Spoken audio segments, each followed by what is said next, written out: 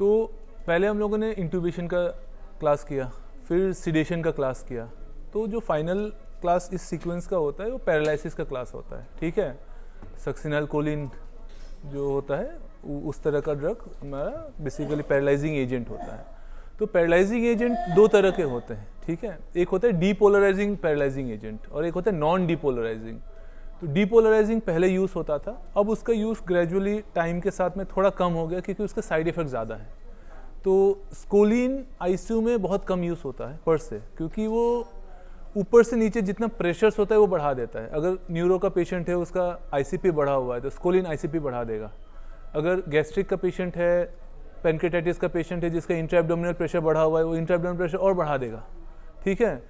Pneumothorax है किसी को तो वो इंट्राथोरेक्सिस प्रेशर भी बढ़ा देता है, ठीक है। तो इसीलिए उसका यूज़ थोड़ा कम हो गया है, बट अभी भी वन ऑफ द सेफेस्ट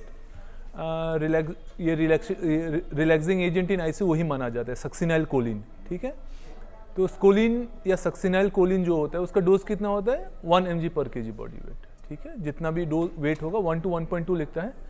याद रखना है कि 1 to 1.2 mg पर kg बॉडी वेट देना होता है। 50 किलो का पेशेंट है, 60 किलो का पेशेंट 60 mg देना है उसको, ठीक है। जब स्कोलिन हम लोग देते हैं तो पेशेंट को ट्विच होता है, ऐसा लगता है सीजर आ रहा है, देखा है। तो वो उसको क्या बोलते हैं, फसिकुलेशंस बोलते हैं। फसिकुलेशंस क्यों होता है, क्योंकि वो डीपोलराइज कर रहा है। तो जब भी डीपोलराइज करता है, डीपोलराइज कहाँ करता है, वो हम लोग अगर कोई चीज़ सोचते हैं कभी भी ना कि ठीक है मुझे ये हाथ उठाना है, ठीक है, तो माइंड से ट्रांसमिशन मसल्स तक जाता है। मसल्स पे क्या होता है, एक हमारा प्री साइनेप्टिक एंडिंग होता है और एक पोस्ट साइनेप्टिक एंडिंग होता है। तो जब हमारा स्टिमुलस ऊपर से नर्व एंडिंग तक जाएगा तो वहाँ से एसिटाइलकोलिन निकलेगा। एसिटाइलकोलिन निकलेगा और पोस्ट साइनेप्टिक टर्मिनल्स पे निकोटिनिक एसिटाइलकोलिन रिसेप्टर्स होता है, वो वहाँ जाके उससे अटैच हो जाएगा। फिर सोडियम पोटेशियम का करंट फ्लो करता है और मसल कॉन्ट्रैक्ट करता है। इस तरह से नॉर्मल मैं अगर सोच रहा हूँ कि मैं हाथ उठाऊंगा, इस तरह उठाते हैं, माइक्रोस्कोपिक स्ट्रक्चर है। जब हम लोग स्कोलिन देते हैं तो वहाँ पे जाके वो अटैच हो जाता है और वो करीब करीब 6 मिनट तक वो अटैच होकर रहता है, ठीक है। मतलब कि मसल को रिलैक्स करके रखेगा, कॉन्ट्रैक्ट होने नहीं देगा। तो ये हो गया हमारा डीपोलराइजिंग मसल रिलैक्सेशन, ठीक है, रिलैक्सेशन। कुछ होता है नॉन डीपोलराइजिंग मसल रिलैक्सेशन, ठीक है। नॉन डीपोलराइजिंग मसल रिलैक्सेशन में क्या क्या आता है, एट्राक्यूरियम जो सबसे कॉमनली यूज होता है, सिस एट्राक्यूरियम, रोक्यूरोनियम, पैनक्यूरोनियम, वेक्यूरेनियम, ये सारे नॉन मतलब डीपोलराइजिंग मसल रिलैक्सेंट्स के कैटेगरी में आता है। तो एट्राक्यूरियम या सिस एट्राक्यूरियम हम लोग बहुत कॉमनली यूज करते हैं। तो आईसीयू में हम लोग क्या एट्राक्यूरियम सबसे ज़्यादा यूज़ करते हैं। उसका डोज कितना होता है, जो सबसे कॉमनली यूज ड्रग है उसका डोज आप लोग याद रखो, बाकी डोज याद रखने लायक नहीं है तो आप लोग भूल सकती हो। तो एट्राक्यूरियम का डोज कितना होता है, लगभग 0.4 to 0.5 mg पर kg बॉडी वेट, ठीक है। आधा mg पर kg बॉडी वेट एट्राक्यूरियम का डोज होता है। 60 किलो का पेशेंट है, 30 मिलीग्राम की जरूरत पड़ेगी। रेंज याद रखना होता है, बट आप लोग उतना याद रखो 0.5 मिलीग्राम पर kg बॉडी वेट। तो इसमें इसकी ज़रूरत क्यों पड़ती है, आईसीयू में पैरालाइजिंग एजेंट की ज़रूरत क्यों पड़ती है, इसके बहुत सारे इंडिकेशन हैं। सबसे कॉमन इंडिकेशन क्या होता है, पेशेंट वेंटिलेटर पर है और वेंटिलेटर से लड़ाई कर रहा है, मतलब कि हमने फेंटन इन्फ्यूजन दे के रखा है, फिर भी पेशेंट ये सिडेट नहीं हो पा रहा है, आपने बहुत ज़्यादा दिया फिर भी पेशेंट वेंटिलेटर से फाइट कर रहा है, एआरडीएस का पेशेंट है। ये इंडिकेशन होता है कि आपको पेशेंट को ये रिलैक्सेंट स्टार्ट करना है, ठीक है।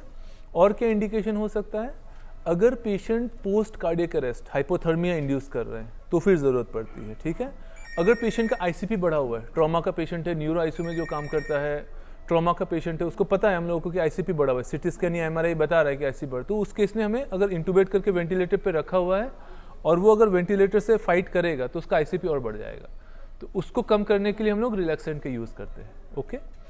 लंग को प्रिजर्व करने के लिए रिलैक्सेंट का यूज़ किया जाता है जब सीवियर एआरडीएस होता है। ये जनरली हम लोगों का कॉल रहता है कि किस पेशेंट को यूज़ करना है, किस पेशेंट को यूज़ नहीं करना है। बट आप लोग को इतना जानना है कि ठीक है उस पेशेंट को ज़रूरत पड़ेगा जो पेशेंट सीडेटेड है लेकिन अच्छे से वेंटिलेटर से कोऑर्डिनेट नहीं कर पा रहा है। तो कोई भी चीज़ का अगर फ़ायदा होगा तो नुकसान भी होगा, राइट। तो इस सब का नुकसान क्या होता है, जब भी हम पैरालाइज करते हैं तो इसका नुकसान क्या होता है। नुकसान ये होता है कि पेशेंट को जब वेंटिलेटर पे रखते हैं, पैरालाइज करके रखते हैं, तो वो सांस लेना भूल जाता है। उसको बोलते हैं डिस्यूज मसल एट्रोफी। वो होता है आपका वेंटिलेटर डेज बढ़ जाता है, मतलब कि पेशेंट जितना दिन वेंटिलेटर पे रहेगा वो टाइम बढ़ जाता है। उसके बाद और क्या नुकसान होता है, मोर्टेलिटी भी बढ़ता है। बहुत दिन तक पेशेंट को अगर हम पैरालाइज करके रखेंगे तो मोर्टेलिटी बढ़ जाता है। एक छोटा सा एग्जांपल मैं देना चाहूँगा इसमें कि जो हमारा डायफ्राम होता है, नाम सुना है सबने डायफ्राम का? One of the most important respiratory muscle होता है। उसका वेट काफ़ी सिग्निफिकेंट होता है। जब स्टडीज़ किया गया, अगर 2 दिन तक हम लोग किसी पेशेंट को पैरालाइज करके रखेंगे तो उसका थिकनेस ऑलमोस्ट 30 to 40% कम हो जाता है। ठीक है, तो डायफ्राम से ही हम सांस लेते हैं, वही अगर पतला हो गया तो हम सांस नहीं ले पाएंगे। ठीक है, तो इतने सारे कॉम्प्लिकेशंस होते हैं अगर किसी पेशेंट को हम पैरालाइजिंग एजेंट पे रखते हैं। और क्या प्रॉब्लम हो सकता है, अब आंखें वो नहीं झपकाएगा तो corneal xerosis, corneal keratosis, exposure keratitis, ये सब भी कॉम्प्लिकेशन बहुत कॉमन है। प्रेशर सोर्स बन सकता है, कई बार बेड पोजीशन इधर उधर करने में फ्रैक्चर हो जाता है पैरालाइज पेशेंट्स में। ठीक है, तो ये सारे कॉम्प्लिकेशंस हैं जो न्यूरोमस्कुलर ब्लॉकिंग एजेंट्स के कॉम्प्लिकेशंस होते हैं। जो आप किसी पेशेंट को एट्रा इन्फ्यूजन दे रही हो तो इसमें ये सब सारे कॉम्प्लिकेशंस हो सकते हैं। तो अगर मैं ये बात बोल रहा हूँ कि ये चीज़ सही है या गलत है, वो बहुत एडिक्वेट नहीं होगी। इसके लिए बहुत सारे ट्रायल्स हुए कि क्या फ़ायदा है, नुकसान है। तो हम लोग का जो मेडिकल साइंस है एक इवॉल्विंग साइंस है। काफ़ी साल पहले एक स्टडी हुआ था एक्यूरेसिस ट्रायल। उसमें क्या देखा गया था कि जो पेशेंट को सिवियर ARDS है, उस पेशेंट में अगर हमने एट्राक्यूरियम या सिस एट्राक्यूरियम यूज़ किया तो उसमें ज़्यादा पेशेंट घर गए और उनके बजाय कि जो पेशेंट को हमने एट्रा यूज़ नहीं किया या सिस एट्रा यूज़ नहीं किया। तो सबको लगा कि अच्छा ठीक है, सब पेशेंट में एट्रा देना चाहिए, सिस एट्रा देना चाहिए। लेकिन सब्सिक्वेंटली हमें अभी कुछ साल पहले एक रोज ट्रायल करके हुआ, उसमें ये बात पता चला कि नहीं, ऐसी बात नहीं है। अगर हम पैरालिसिस किसी पेशेंट को ज़्यादा पैरालाइजिंग एजेंट दे देते हैं तो उसे नुकसान होने का डर ज़्यादा है बजाय कि फ़ायदा होने के। तो उन्होंने क्या बोला कि अगर आपका पेशेंट एकदम ख़राब है और ठीक नहीं हो रहा है तो आप उसको इंटरमीडिएट डोज ऑफ पैरालिसिस दे दो। मतलब कि आपको अगर पेशेंट वेंटिलेटर पे है, आप उसको नर्स कर रही हो, तो बीच बीच में आप उसको एट्राक्यूरियम दो। वो ज़्यादा फायदेमंद है बजाय कि आप एट्रा इन्फ्यूजन चला के भूल गए। ठीक है, उससे पेशेंट्स होता है बट उसका लॉन्ग टर्म में नुकसान होता है। उसका हॉस्पिटल स्टे बढ़ जाता है, ICU स्टे बढ़ जाता है, वेंटिलेटर पे रहने के दिन बढ़ जाते हैं, मोर्टेलिटी बढ़ जाती है। ठीक है, तो कम यूज़ करना है, जितना कम यूज़ करना है उतना फ़ायदा होता है। अगर ज़्यादा यूज़ करेंगे तो पेशेंट का लॉन्ग टर्म में हमेशा नुकसान होता है। इसलिए कोई भी पेशेंट अगर पैरालिसिस पे एट्रा पे चल रहा है या सिस एट्रा पे चल रहा है, इन्फ्यूजन चल रहा है, दिन में 4 घंटे 6 घंटे के लिए हमेशा बंद करना चाहिए। इसको बोलते हैं सीडेशन हॉलीडे। फेंटा एट्रा दोनों 4 घंटे के लिए दिन में बंद होना चाहिए डेली। उसको डेली सीडेशन ब्रेक या सीडेशन हॉलीडे बोलते हैं। वो आप लोगों को समझ में आना चाहिए, वो करना भी चाहिए। ठीक है, ऐसा नहीं कि पैरालिसिस चल रहा है तो 3 दिन से चल रहा है, ऐसा नहीं होना चाहिए। ठीक है, उसको बीच बीच में ब्रेक देना चाहिए। बेस्ट ये रहता है कि आप इंटरमीडिएट बोलसेस यूज़ करें। 1 दिन 2 दिन देने में, 48 घंटे तक देने में कोई ज़्यादा नुकसान नहीं होता, उसके बाद बहुत भारी नुकसान हो जाता है। उससे बचाना है पेशेंट को। ठीक है, तो किसी पेशेंट को एट्राक्यूरियम चल रहा है, सिस एट्राक्यूरियम चल रहा है, तो उसको आपको ब्रेक देना है।